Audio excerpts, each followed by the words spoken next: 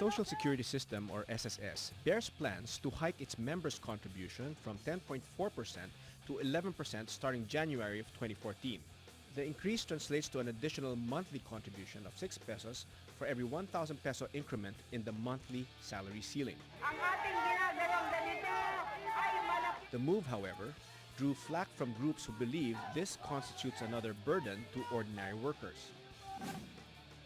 But the SSS said that the hike is very much needed, as it would allow the system to cut the unfunded liability and sustain its operations until 2043. Welcome to Opposing Views, a hard, straightforward discussion of today's most pressing issues. The Social Security System, or SSS, has been lauded by the Commission on Audit for its high revenues and prudent spending. But despite the positive remarks, a controversy involving bonuses amounting to millions to its executives led some to question SSS's manner of budget appropriation, especially now that they propose a hike in its members' contributions. So we ask tonight, should the Social Security System, or SSS, increase the contribution rate of its members? Good evening, I'm Rod Nepomuceno, and this is Opposing Views.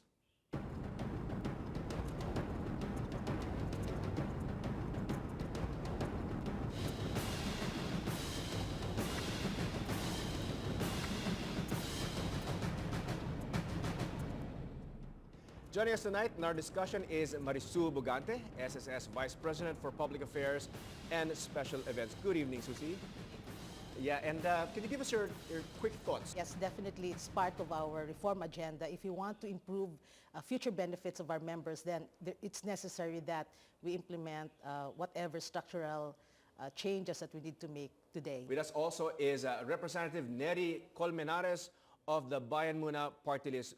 Kong, Neri, good evening. Good evening. Yes, your quick thoughts on this issue? Well, hindi maintindihan siyempre ng taong bayan kung nasasabi ng SSS wala kaming pondo kaya taasan yung contribution. When in fact, hindi lang doon sa bonus na binigay sa board members, kundi napakalaki ng uncollected premiums and contribution ng SSS running into billions, na at bakit ka magtataas ng premium, yung dating premium nga hindi mo masingil. So parang walang authority at walang high ground ng SSS na mag-impose ng additional premium and contribution when they could not collect long time mga contributions na uncollected or unremitted. All right. Thank you for joining us, Susie and Congressman Neri. Now, I'll start off the first salvo. The first question will be about an increase. But yes, there are two types of increases here. Obviously, the increase in the salaries and, of course, of the SSS executives, and the SSS contributions increases, right? There are no increases in salaries of employees. Rather, what we're doing is 0.6% increase, which is really very small increase. Napakaliit po na increase na paghahatian ng employer at employee. Kung inyo pong natatandaan, for the past several years, our rate of contribution has been pegged at 8.4%. And only in 2003, then afterwards, and 2007, when 1 percentage point increases each time were implemented, and ito naman ay employer ang bumalikat dito. So ngayon, ang hinihingi natin, 0.6% from 10.4, gagawin siyang 11%. In real terms, kung sa 15,000 na salary credit, which is the maximum right now, ibig sabihin lang yan, 45 pesos sa share ng employee at share ng employer. At kung tingin natin dito ay savings, hindi ito dapat parang hindi nila isipin na gastos kasi savings sila to eh. So in fact, the employer is saving more for the employee. So but is the increase necessary though? I mean from what I know, the fund is at least provided for. Yes. Or actuarially for 26 years, right? Yes, tama po yan. That's the latest actuarial valuation that we have right now, although we're working on the 2011, so we still have to know what the actuarial life really is at this point in time. Pero ang sinasabi nga natin, walang social security organization around the world will survive in the long term kung walang mga structural improvements na ginagawa sa disenyo ng programa. So kung titingnan natin ng SSS, nagsimula yan sa 6% na rate of contribution in 1957.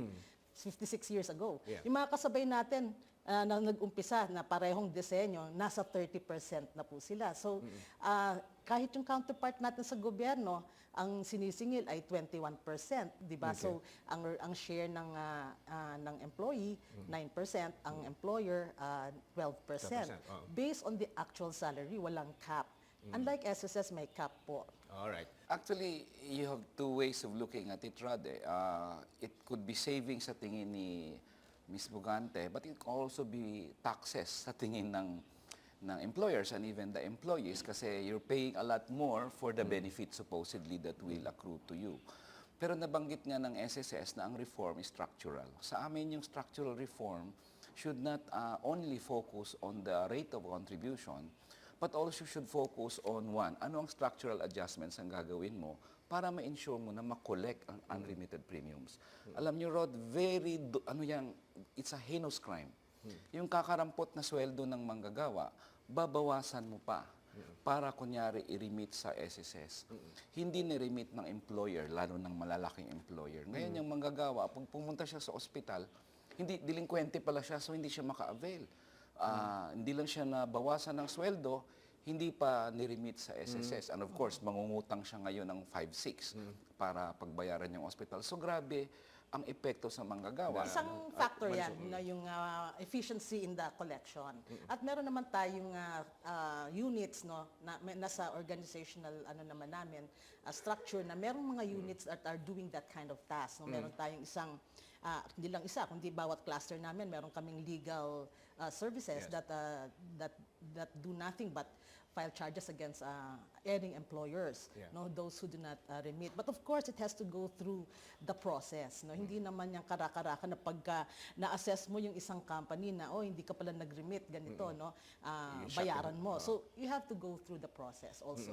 So why the need to increase the contributions then? Yes, well, the main intention of that is really to increase the actuarial life of the fund. Because right now, while it's What is the ideal? still quite some time, it's not really, it's far from ideal. So we want the ideal length of Should it be 50 years or maybe 40 50 years and longer. In fact, ang sinasabi nila sa International Social Security, dapat 70 years at least kasi yan yung masasabi nating perpetuity na haba ng pondo. So that those who are entering the workforce right now will be assured of the fact that after 40 years of work life, down the road, they will have something to expect. So also Congressman before. Mary, this is more for, according to Yes. Marisungay, is more for expanding the life of the Yung sinasabi nga namin, parang hindi maintindihan ng miyembro na ikaw, halimbawa, isang tao, sabi mo wala kang pondo, ang kapitbahay mo may utang sa'yo, unremitted contributions.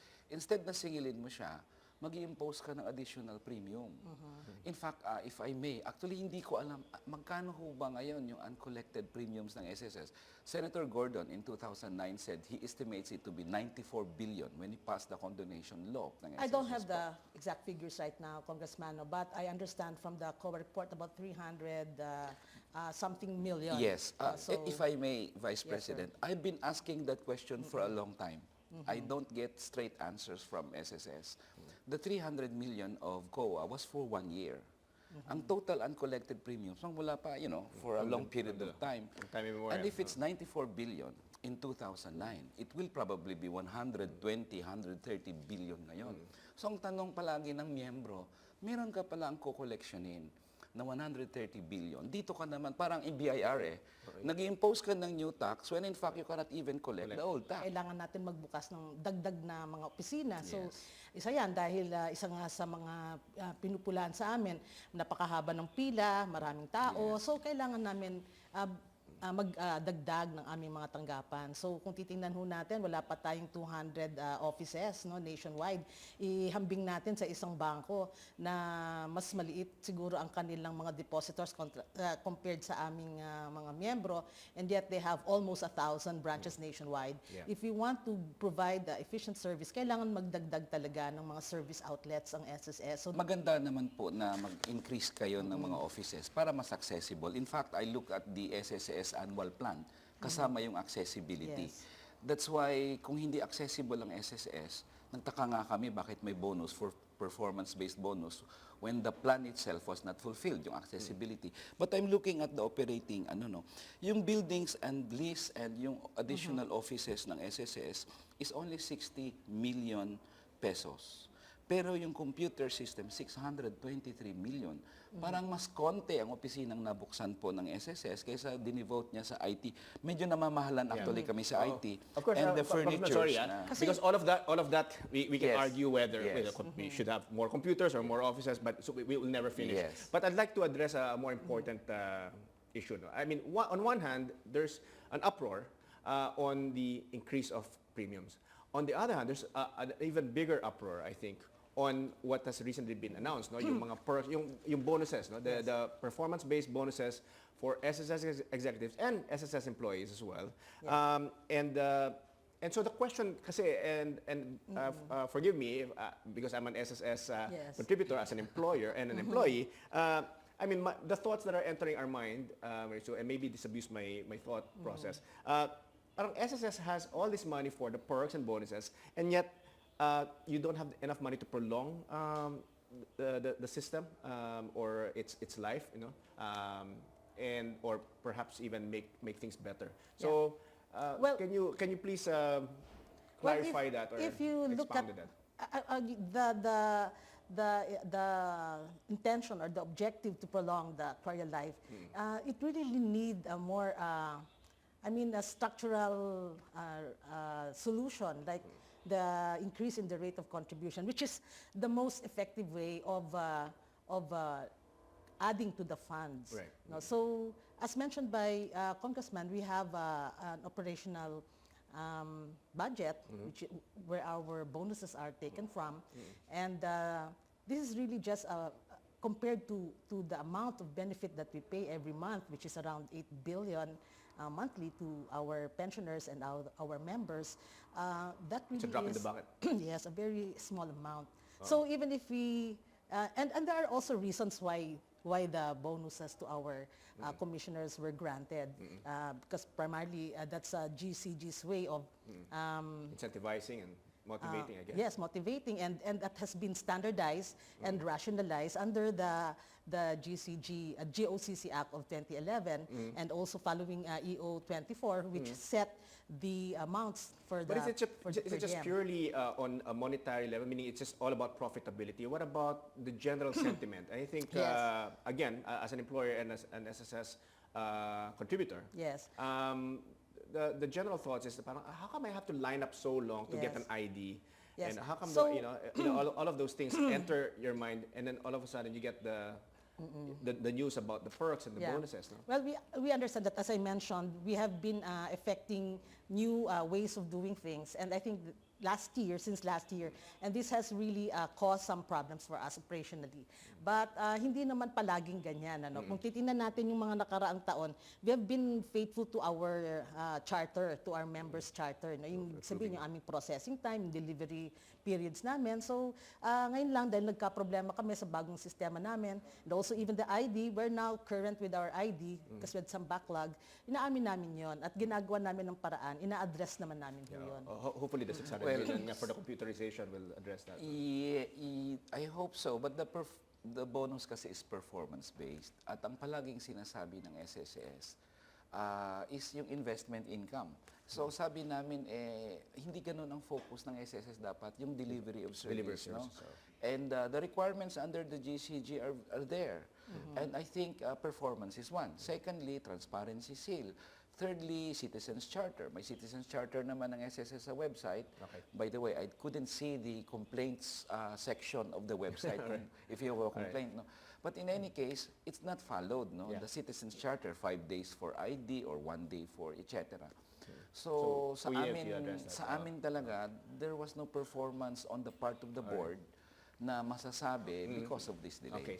All right. At this point, I need to cut it short. We need to take a short break. At this point, we'll have to see the viewer's opinion through our online poll. Our question, should the Social Security System or SSS increase the contribution rate of its members? The results, yes, 27%, and no, 73%. Join the discussions online. Like us on Facebook at facebook.com/opposingviews. Follow us also on Twitter at opposing_views. Use the hashtag SSS opposing views. We'll take a short break. More issues about the SSS contribution when we return. We'll be right back.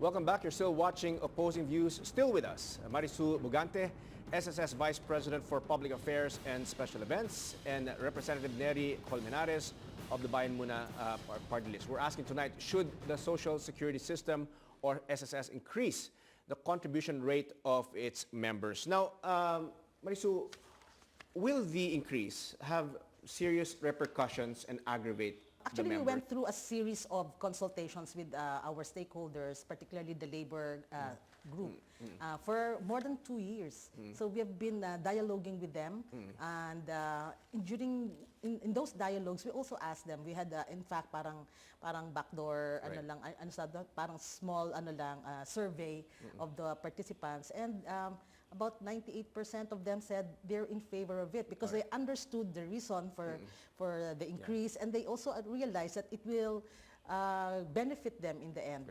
So I think even the employers eventually also agreed to it. Now, Congressman, do you think this is a question of just an amount or yung prinsipyo ba? Yung prinsipyo that we're increasing, no matter what the amount is, whether it's 1 peso or it's actually the principle on 2 grounds. The increase of premium is a matter of principle, and the bonus itself is also a matter of principle. Wala namang problema talaga na mag-bonus sa employee, sa board. Basta may performance. Yun naman ang root. And performance being measured by not just profitability, but also, let's say, the services itself, the mandate. But even if I may add, Rod, even the specific requirements of the GCG were not fulfilled. Hindi lang general ito, no?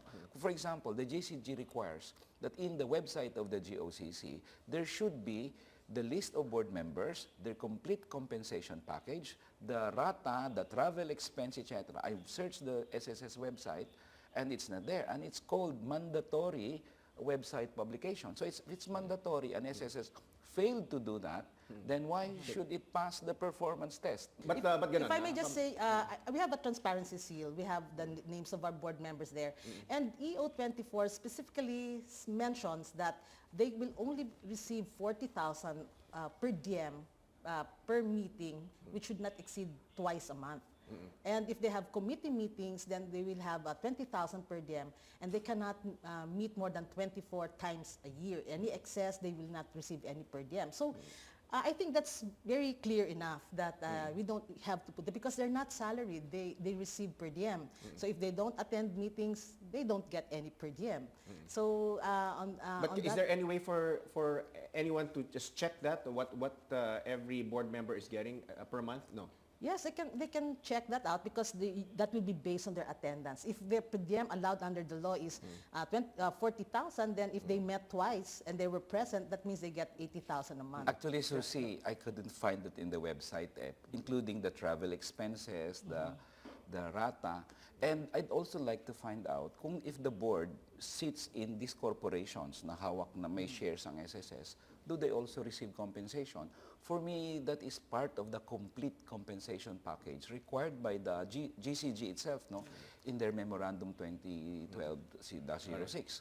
So yun lang naman. That's one thing. Yes. Now, but based on the GCG circular, all bonuses, allowances, all the perks that they get as a representative of SSS in private corporations where we have investments are supposed to go to SSS, and they do go to SSS. Hinahanap namin yun sa website as mandatorily required.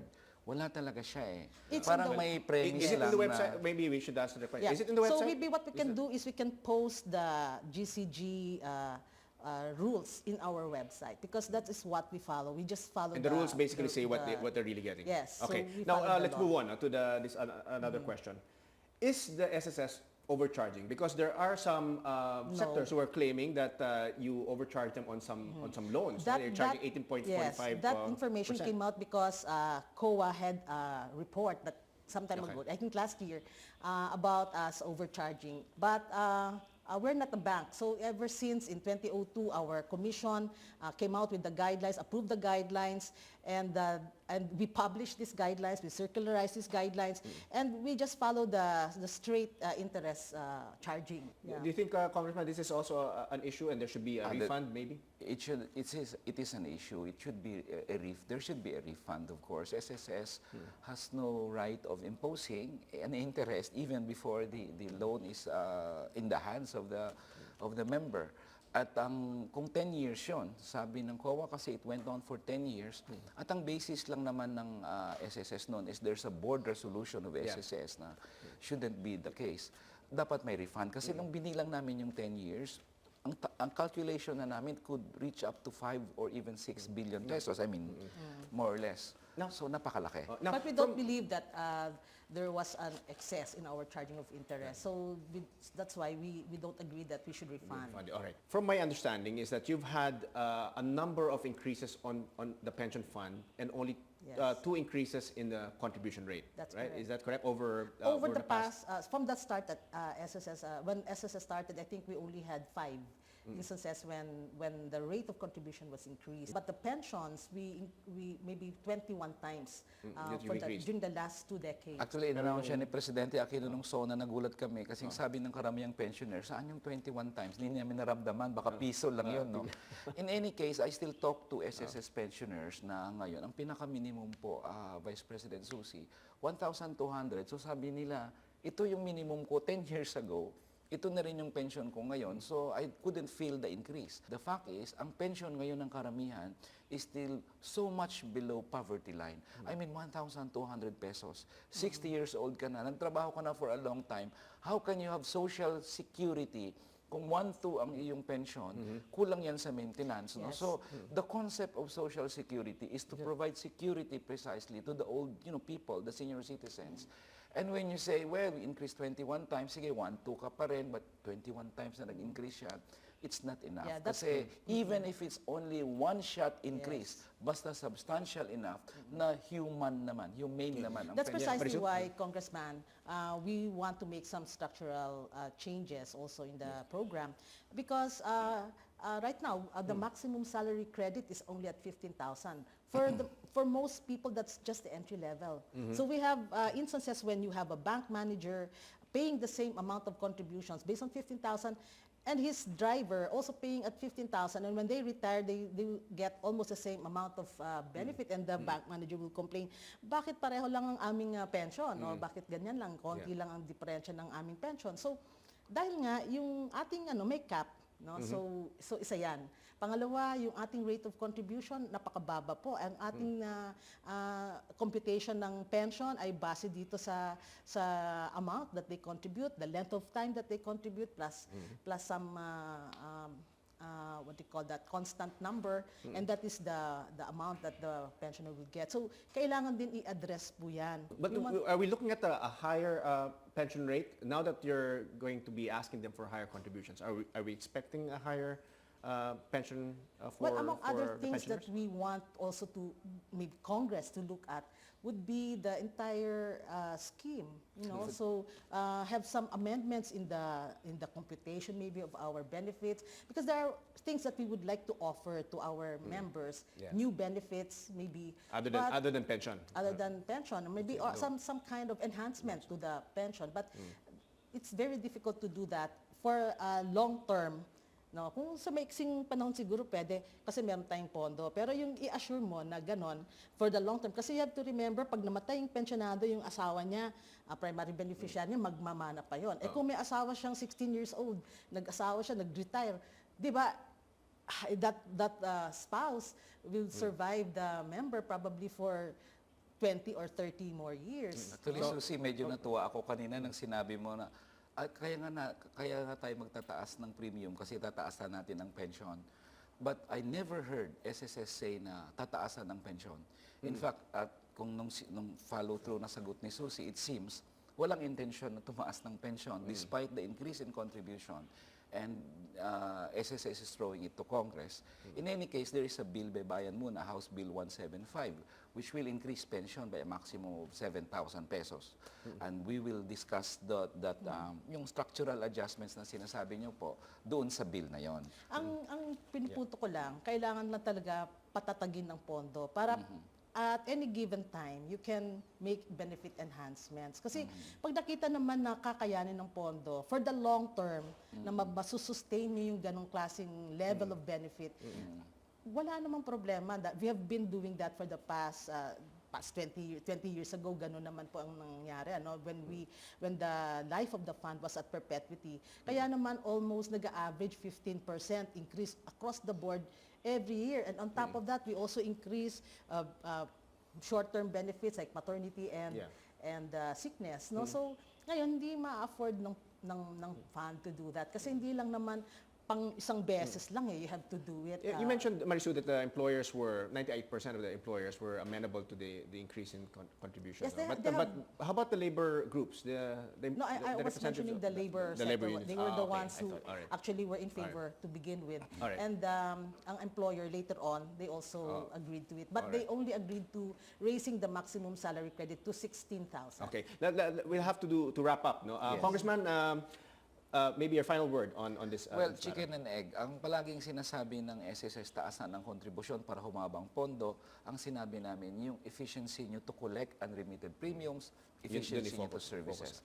And lastly, yung sa bonuses naman talaga, the performance does not show it. So, at least sa board naman sana, isoli na yung bonus na yon para naman at least mapakita ng SSS that we are more concerned with our members rather than the benefits and perks of the board. And Marisu? Well, sa bonus, ang ating GCG determined that all the performance indicators na sinabit namin to begin with and we agreed to do, nakita naman nila that we pass all those performance metrics that we had. So, kaya they decided to give the bonus to our members of the board. And yun namang mga problema natin, we are addressing them. Hindi naman kami manhid, at nakikinig naman kami. At now nga, we have beefed up our frontline operations. Nag-deploy kami ng mga tao coming from the back end, put them at the front line kahit na hindi kami makapag-hire agad. Alright. No, so Alright. we're really addressing them. That's what I'd like to assure our members. All right. I'm sure this is not the last time we're going to be hearing about this topic. We'll be hearing more about this in the next few days in media. But at this point, we have to cut it short. And we'd like to thank our guests, Ms. Marisu Bugante of the SSS and Representative Neri Colmenares. Let's take a final look now at our online poll. Our question, should the Social Security System or SSS increase the contribution rate of its members? The accumulated votes from all our online platforms, the results, yes, 38%, and no, 62%. And that's our opposing views for tonight. Tune in again next week for another bold and engaging discussion on the most relevant issues of today. I'm Rod Nepomuceno. Good night and God bless.